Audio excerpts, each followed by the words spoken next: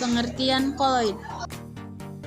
Sistem koloid merupakan suatu bentuk campuran dua atau lebih zat yang bersifat heterogen, namun memiliki ukuran partikel terdiferensi yang cukup besar, sehingga mengalami efek Tyndall.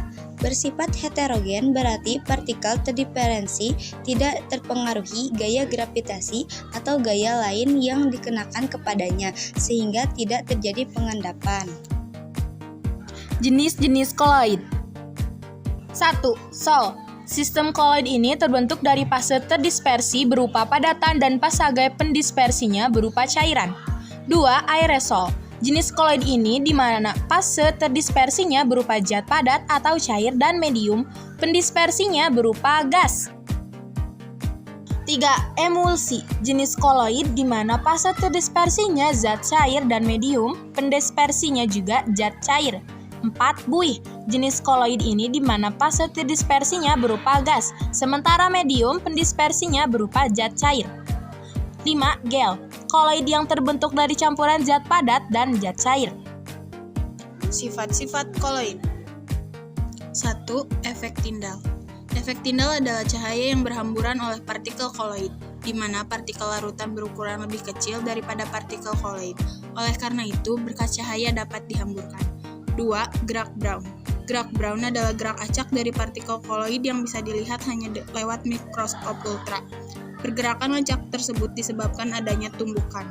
3. Absorpsi. Absorpsi adalah proses penyerapan atau tepatnya penyerapan ion oleh partikel koloid karena ukuran luas partikel koloid yang cukup besar. 4. Koagulasi koloid. Koagulasi koloid merupakan penggumpalan partikel koloid karena koloid mengandung muatan yang dinetralkan. 5. Dialisis. Dialisis adalah pemurnian koloid agar bebas dari ion-ion pengganggu.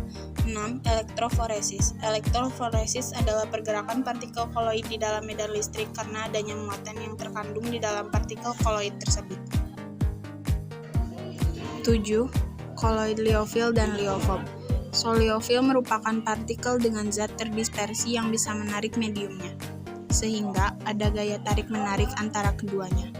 Sedangkan liofob merupakan partikel dengan zat terdispersi yang tidak bisa menarik mediumnya dan cenderung encer. 8. Koloid pelindung. Liofil pun dapat digunakan sebagai koloid pelindung dari liofob. Dengan begitu, partikel liofil akan menjadi pelindung liofob dari koagulasi. Cara pembuatan koloid. 1. Dispersi. Dispersi adalah cara pembuatan koloid dengan menghaluskan partikel suspensi menjadi partikel berukuran koloid. Dispersi dapat dilakukan dengan A. Cara mekanik, dispersi langsung. Butir-butir kasar diperkecil ukurannya dengan menggiling atau mengerus koloid sampai diperoleh tingkat kehalusan tertentu. Kemudian diaduk dengan medium pendispersi. B. Homogensiasi. Dengan menggunakan mesin homogensi. C. Peptisasi. Dengan cara memecah partikel-partikel besar menjadi partikel koloid. Misalnya, suspensi, gumpalan atau endapan dengan bantuan suatu zat peptisiasi pemecah. D. Busur Berdych. Cara ini digunakan untuk pembuatan sol-sol logam. Kondensasi. Kondensasi adalah cara pembuatan koloid dengan mengumpulkan partikel larutan menjadi partikel berukuran koloid. Kondensasi dapat dilakukan secara kimia dan fisika. Kondensasi secara kimia dilakukan secara reaksi redoks, hidrolisis, substitusi, dan penggambar. Sedangkan secara fisika, kondensasi dilakukan melalui proses pendinginan, penggantian pelarutan, dan pengembunan uap. Sekian dari kami, mohon maaf bila ada kesalahan karena kesempurnaan hanya milik Tuhan.